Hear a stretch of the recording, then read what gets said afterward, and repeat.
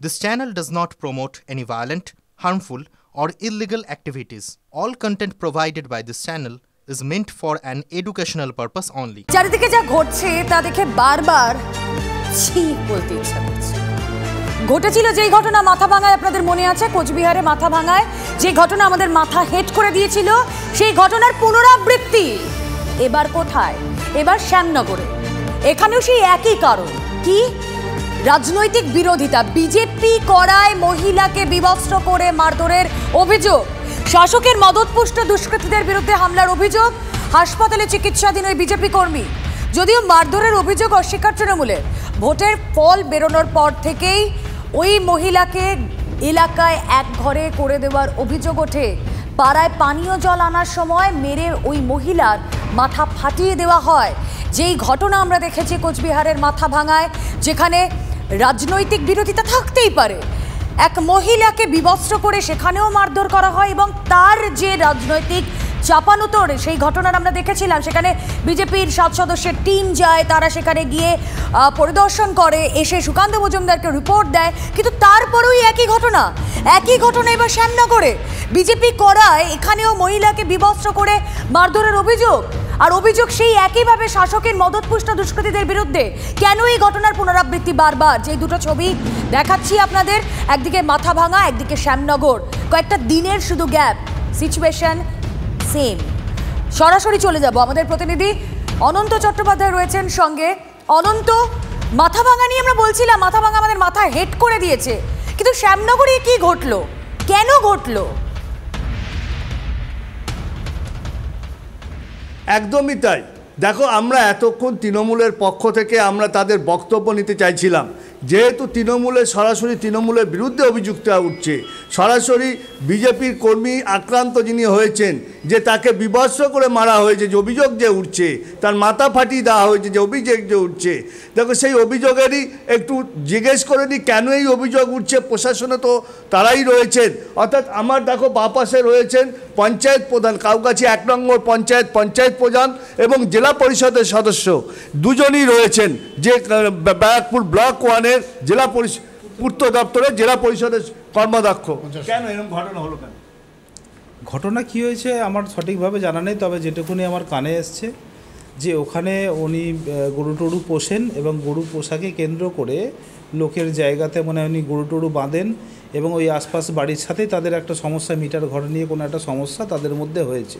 এখানে পলিটিক্যাল কিচ্ছু না, উনি আমার কানে এসছে যেটা উনি বিজেপি করতেন, তার মানে এই না যে এখানে পলিটিক্যাল কোনো ইস্যুকে খাড়া করে দেওয়া কিংবা পলিটিক্যাল কোনো ইস্যুকে নতুন করে জাগিয়ে তোলা, এটা কোনো বিষয় না। এটা একটা ঘটনা ঘটেছে, সেই ঘটনায় হয়তো নিজেদের মধ্যে মারপিট হয়েছে, সেটা প্রশাসন নিশ্চয়ই দেখবে। আমি ওনাদেরকেই বলবো যে আপনারা থানায় কমপ্লেন করুন, থানা সেই বিষয়টাকে দেখে নিশ্চয়ই আপনাকে সুবিচার দেবে। আপনার তো পঞ্চায়েত, এই পঞ্চায়েত এরকম ঘটনা ঘটলে কোনো বিবস্ত্র করে মহিলাকে মারের অভিযোগ উঠছে, যেই করুক, তার পাশের বাড়ি যাই করুক, সরকারি। আমি বলি, আমার কথা হচ্ছে যে আপনারা এটাকে বলছেন বিজেপি করে বলে মার খেয়েছে, তা নয়। আমাদের কাছে যতটুকু খবর আছে রাজনীতির কোনো সম্পর্কই সঙ্গে নেই। যে ঘটনা ঘটেছে প্রশাসনিক ব্যবস্থা নেবে। তাকে নজরবন্দি করে রাখা হয়েছে, আইসোলেট করে রাখা হয়েছে 4 জুন থেকে। জানি না, আমার এমন কোনো খবর আমার কাছে নেই। আমি আড়াইটা পর্যন্ত পঞ্চায়েত। অনন্ত, যদি রাজনৈতিক পরিসরের ভাবনাটা আমরা ছুঁড়ে ফেলে দিই, তাহলেও একজন মহিলাকে বিবস্ত্র করে মারা যায় কি? রাজ্যের শাসক দল তাদের তো এক্সট্রা দায়িত্ব বর্তায়, নয় কি? এই উত্তর তার থেকে তুমি নাও, আমি মহিলার বক্তব্য শুনবো। যে কোনো ঘটনাকেই তৃণমূলের গায়ে লাগিয়ে রেজাল্ট বেরিয়েছে, সেদিন থেকে হামলা করেছে তৃণমূলের দুষ্কৃতীরা। আমাদের ওখানে সঞ্জয় ঘোষ একজন আছে আমাদের এই ওয়ার্ডে, তার ছেলেপেলেরাই আজ করেছে আমাদেরকে। 4 তারিখ থেকে আজ অবধি বাইরে বেরোতে পারি না। জল নিতে গেছি, জল নিতে দেয়নি, এসে আমাকে বাড়িতে সবাইকে মেরেছে আমাদের। আমি এর বিচার চাই। হ্যাঁ, ওরা বিজেপি বলেই আমাকে মেরেছে, বিবস্ত্র করে মারা হয়েছে। হ্যাঁ, আজকে তাকে বলা হয়েছে যে তিনি যদি কোনো রকমভাবে কোনো জায়গায় কেস করেন বা ডায়েরি করেন, তাহলে ওনার বাড়িঘর জ্বালিয়ে দেওয়া হবে। আপনারা কেস করছেন? অবশ্যই আমরা দলীয়ভাবে কেস করছি, আমাদের মণ্ডল সভাপতি এক্ষুনি এসে পৌঁছাবেন, তো আমরা ব্যবস্থা নেব। আরও একবার চলে যাই, অনন্ত চট্টোপাধ্যায় প্রতিনিধি রয়েছেন আমাদের সঙ্গে।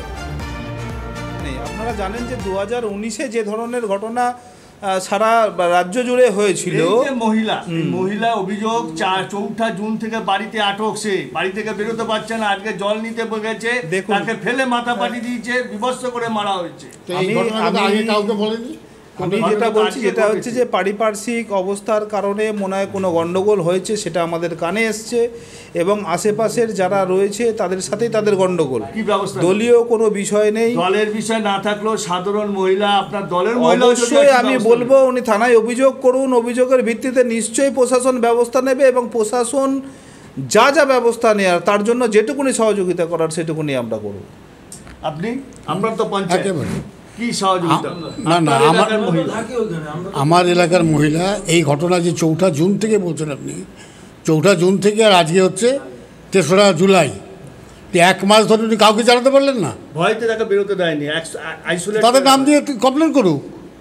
বাড়ি থেকে বেরোতে পারছি না, তার বাচ্চাটা না এখন তো বেরোতে পারছে, তাদের নাম দিয়ে বলুক না। তার তো মাথা ফেটে গেছে, হসপিটালে ভর্তি। আরে হসপিটালে গেছে, হসপিটালে আপনারা সেটাকে ই করুন। বাড়ির লোক আছে, তারা বাড়ির লোক আছে, পাড়ার লোক আছে, কিন্তু এরকম ধরনের এটা সমস্ত ঘটনাটা শুন। আমরা বলি এই যে আপনি এই কথা বলছেন না, আমার নির্বাচনের পর থেকে কাউগাছিয়া গ্রাম পঞ্চায়েতে একটা ঘটনার কথা বলতে পারবেন না যে তৃণমূল বিজেপি করে বলে তৃণমূলে আক্রমণ। এই ঘটনা কীভাবে ঘটলো? হ্যাঁ, এই ঘটনার সঙ্গে রাজনীতির কোনো সম্পর্কই নেই, ব্যক্তিগত লড়াই, ব্যক্তিগতভাবে হয়তো সম্পত্তি দখলের ব্যাপার, এটা আমি জানিই না। গতকালকেও আমি ওদিকে ছিলাম, কিন্তু এমন কোনো ঘটনা যে 1 মাস ধরে তাকে আটকে রেখে দিয়েছে আমরা জানতে পারলাম না, তো আশ্চর্য কথা বলছেন। একেবারেই অনন্ত আমরা বোঝার চেষ্টা করলাম, অর্থাৎ শাসক দলের যারা বললেন এতক্ষণ কথা তারা বলছেন যে হ্যাঁ প্রশাসন সচেষ্ট, প্রশাসন ঠিক সময় যথাযথ ব্যবস্থা নেবেন, আমাদেরও নজর থাকবে সেদিকেই, কারণ বাংলায় এই ধরনের অপরাধ বারবার সংগঠিত হবে আর TV9 বাংলা চুপ করে বসে থাকবে না, সেটা তো হতে পারে না। রাজনৈতিক মহলে এই ঘটনার পরও চাপানো, কে কি বলছেন শুনুন। যে কোনো ঘটনাকেই তৃণমূলের গায়ে লাগিয়ে দেওয়া হচ্ছে তৃণমূলকে বদনাম করার জন্যে বা কালিমালিপ্ত করার জন্যে।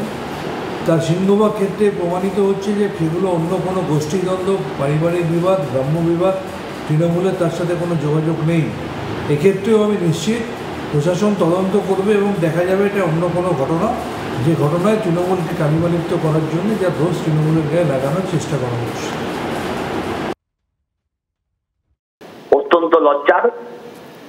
আইন যখন, যাদের হাতে আইন তারা যখন সেই আইনকে রক্ষা করতে পারে না, তখন যদি আগামী দিন মানুষ হাতে আইন তুলে নেয় তখন অবাক হওয়ার কোনো কারণ থাকবে না।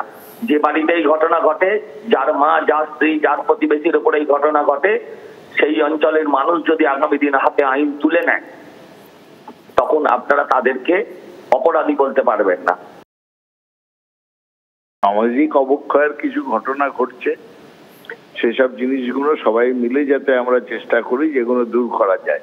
কিন্তু এগুলো নিয়ে এই যে বিজেপি বলে দিল যে হঠাৎই যে এটা হচ্ছে তৃণমূল কংগ্রেস করেছে, সে বিষয়ের সত্যতা কি সেটা দেখতে হবে, পারিবারিক কোনো সমস্যা কিনা।